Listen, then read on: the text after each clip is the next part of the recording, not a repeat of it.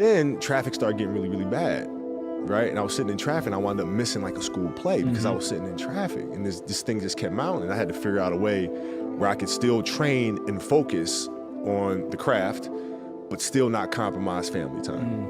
And so that's when I looked into helicopters and be able to get down and back in 15 minutes. And that's when it started. And so my routine was always the same. Weights early in the morning, kids to school, fly down, practice like crazy, do my extra work, media, everything I needed to do, fly back, get back in carpool line, pick the kids up. And my wife was like, listen, I can pick them up. I'm like, no.